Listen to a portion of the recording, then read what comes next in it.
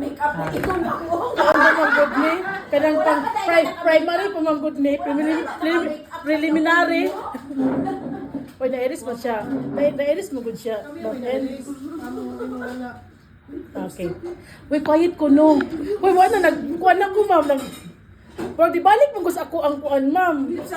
Parang bumalik ako sa ano, ma'am, sa interview na madaling araw. Ano yan, sir? Vertical. Parang iya yun ang gipangan. Okay. Para ginasaya. So, saan ka magsisimula, ma'am? Sa beginning.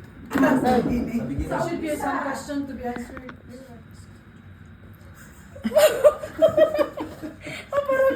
parang ano, ano bang dapat sabihin, ma'am? Magkwento ka lang. Okay ba? Si Ma'am Gemma talaga. Oh, yun sila, ma'am, oh, parang nakahanda na. Okay, hi.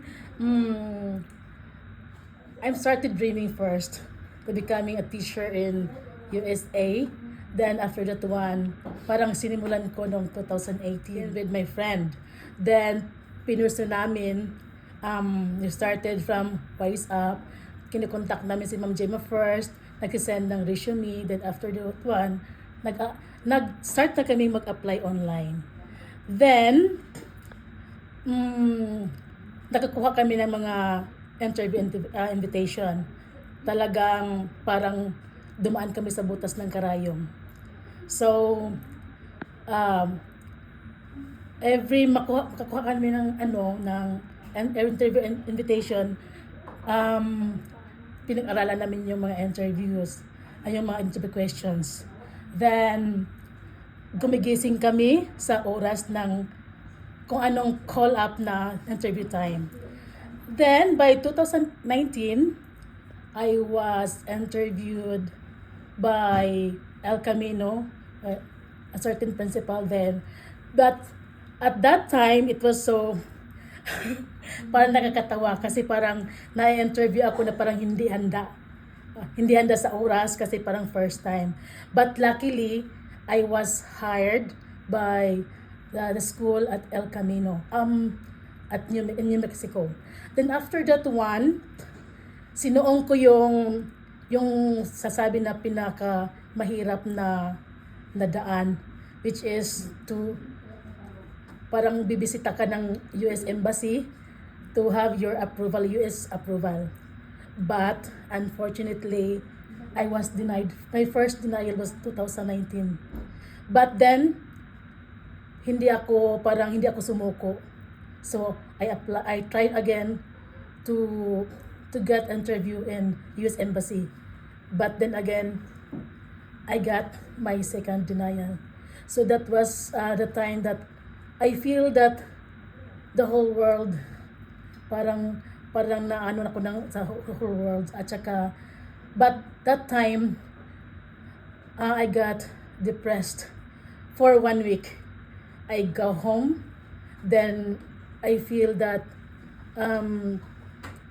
parang iba yung nakita kong parang hindi sa akin. Pero after that week, I realized na dapat hindi ako susuko because this is my dream. I will not stop dreaming and fighting to my dreams. So after that one, I still move on teaching because in my thought that I still have my job in the Philippines. I still have my job. And that time, hindi man ako nakakuha ng approval, but I have God has given me another blessings.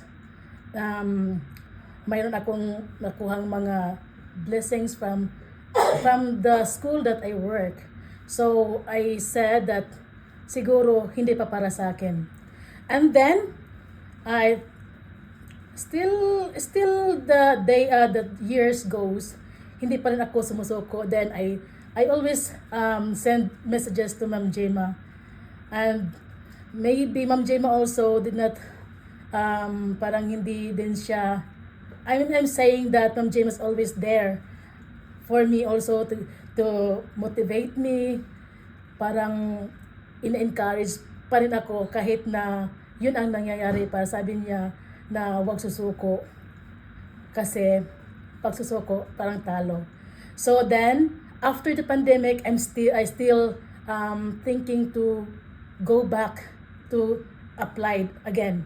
So by 2022 I think I started applying on online. Same as the same process I was before in 2018.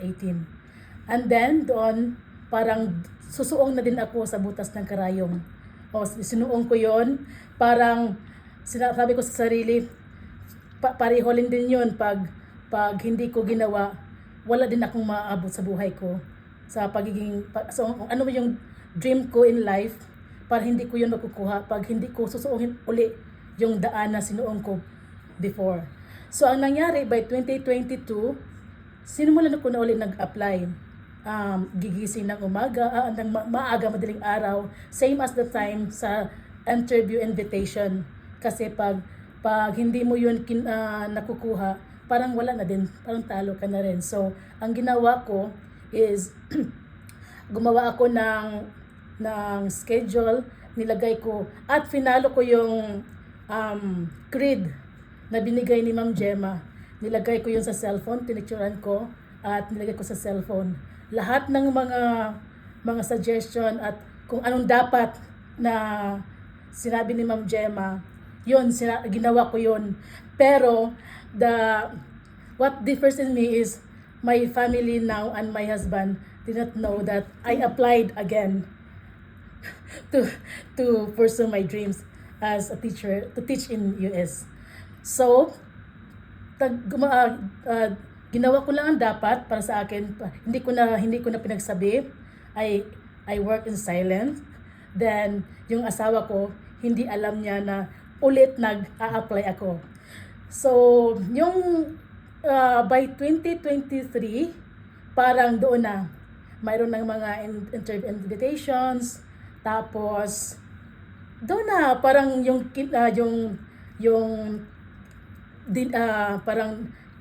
parang nagtitremble ka sa anong dapat. Pero yun naman talaga, pag hindi mo yun nilalabanan, parang wala pa rin mangyayari. So, the same lang yun pag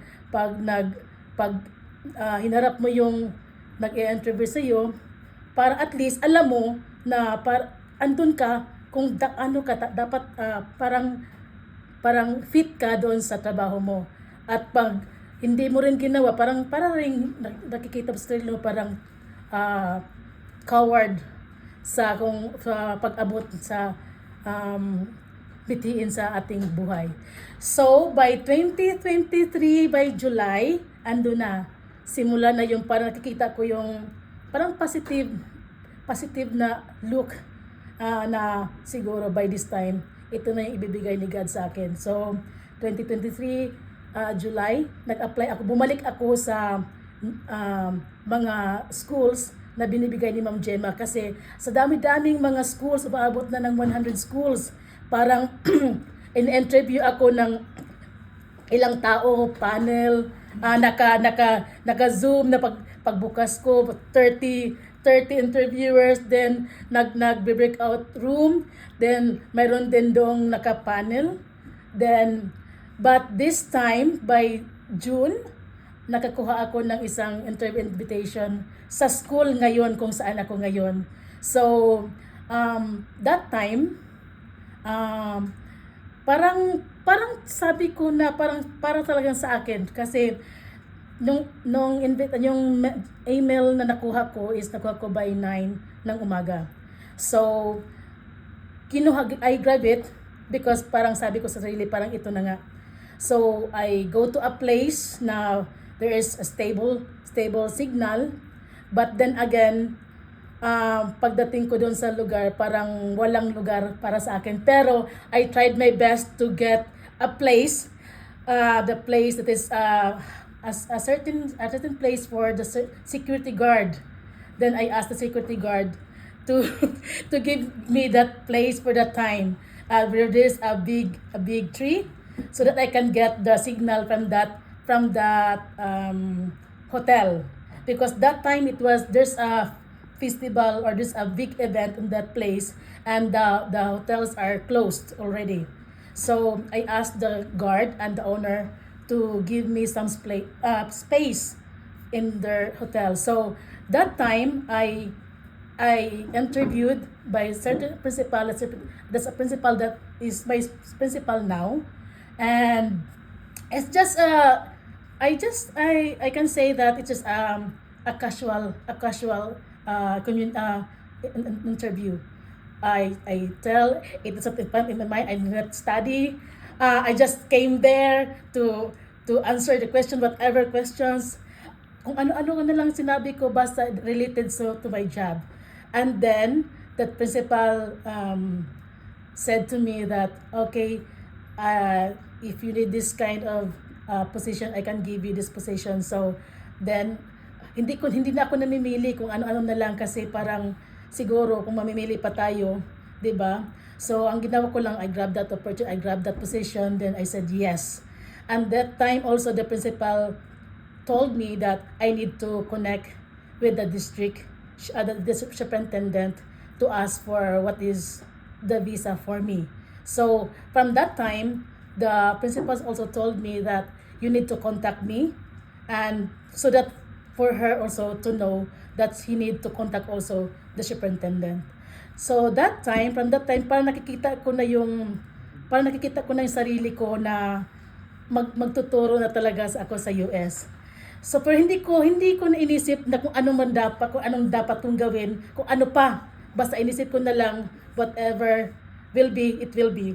Bahala ng Diyos sa akin. So ang ginawa ko is kinontak ko yung superintendent, tapos nag-connect na kami, and then inaas ako ng superintendent of what would be the visa that I need. So I just told him that I can work with the H-1B visa. So parang parang hindi ko na napigilan lahat. So binigay sa akin yon, at mini-work ko na lang kung anong dapat. Sinusunod ko na lang kung anong dapat gawin ko. Nag-email ako, lahat ng mga instruction nila pina-follow ko. And that time, parang hindi ko na talaga tigilan kung para talaga sa'yo yan. So parang worth lahat ng paghihintay. So I can say that patience is a virtue, but you have to work for it. Kung God has planned for you, He gave the plan that you want. Parang ganun na nga. So ang nangyari is by July, at the end, first week sa July, dumating na lahat. At saka dumating din yun, parang everything falls into place. Kasi dumating din yung US teaching license ko, at saka parang hindi ko na namalayan na parang andun ako. Parang magkakatotoo na yung pangarap ko sa buhay. So unti-unti na parang sabi ko sa sarili, siguro binigay na ni Lord yung para sa akin, para siguro parang yung si Lord, parang sabi ko, parang din siyang parang para sa akin na ibigay ko na to kay Charismar. Kasi matagal na itong hinihintay, at saka ang dami na nang ginawa na parang gusto lang talaga niyang magturo. So parang ito sa kanya. So at that time dumating na lahat, sunod-sunod na. At that time parang hindi ko pa sinabi sa asawa ko at saka sa family ko. Sabi ko pagkatapos ng, at saka yung sinunod ko yung sabi ni Ma'am Gemma na huwag ka munang magsabi, tahimik ka lang muna. So at that time lumipad ako ng Maynila at saka doon sa US Embassy. At doon na time, parang the same sa nararamdaman ko before, kasi parang nagkaka-trauma ako. Pero parang sabi ko sa sarili ko, pag hindi ko ito pinasok, hindi ko alam, hindi ko pa maasas ang sarili ko na kaya ko pala to. So ang ginawa ko, parang yung fear, sinuong ko yung fear na sinuong ko dati. So ang nangyari, parang parang naka-approve ako sa US Embassy. Parang walang pagsidlan ng ligaya. Parang siguro ito na talaga. umuwi ako sa amin, doon ako nag-share na sabi ko sa asawa ko, pupunta na tayo ng Amerika. Parang gano'n. So sabi niya, hindi niya alam na ulit nag-apply ako. So sabi niya, totoo ba na gusto mo ba talagang magtrabaho? Ano pa daw? Ano pa daw ang dahilan kung bakit ba ako magtatrabaho doon na pwede naman daw kami na doon lang, dito lang sa Pilipinas. So ang sabi ko, pag hindi ko to ginawa, parang walang feeling ko, hindi ko yun nakuha ko yung gusto ko sa buhay. Parang itatry ko kasi this is my biggest dream, like going here in US. Just at least I can go in US in this way. So teaching in special education, this is my passport to teach in the US. And let's see kung doon ba talaga ang gusto ko or dito ba sa Pilipinas. But then anyway, kung hindi ko to ginawa, parang hindi ko rin ma-attest sa sarili ko na parang sa Pilipinas lang talaga ako. So in this way also, I can prove to myself na I can do. If others can do, why can I? So ang ginawa ko doon na parang pag-uwi ko, sinabi ko na sa asawa ko, sa pamilya ko, at wala na silang mangyayari. Wala silang magagawa. Kasi ando na. And then, parang tuloy-tuloy na din, tinatapos ko yon hanggang sa yung kasama ko. Ako yung pinakahuli ata. Tapos, parang pinupush ko yung sarili ko na masama ako sa kanila. Kasi parang wala na akong choice. Parang ganun. Kung gusto ni God, sige, go. Bahala na. So, doon at saka nakalipad talaga ako ng US. And then, yun na talaga kung paano magagamit yung Wise Up program ni Ma'am Gemma. It's a big help for us because number one, expectation versus reality. Yung first week ko dito, parang nakikita ko sa sarili ko, parang naiiyak na ko. I can remember Wednesday. First week of the week, that was Wednesday. Parang naiiyak ako, parang hindi ko alam kung anong gagawin na, confused. Parang ganun na. So, ang sabi ko, bakit na suck it up? Fake it until you make it. So, nakakatulong din pag may mga kasama ka, mga kaibigan, char lang. So, parang ganun na, parang nakakatulong din pag may kausap ka kaysa nag-iisa ka. So, handa na yung luha mo na parang luluha ka tapos ginusto ko to. Kaya balik ka. Oh, fake it until you make it. So that is my struggle first week. Sinabi ko nga kay Ma'am Gemma na parang struggle is real talaga. And then parang ganun, parang parang in-embrace ko na lang yung kung anong experience ko sa pagtuturo ko dito sa US. Kaya para sa akin, parang this is my biggest accomplishment and my achievement in life, teaching here in US. And I do not know, I just pray that I can sustain, I can stay here for good. But anyway, I'm still having to plan to go back. But for now, I'm just trying myself to push to the best that I can and to give my service here in US. And that would be my greatest experience. It's been painful.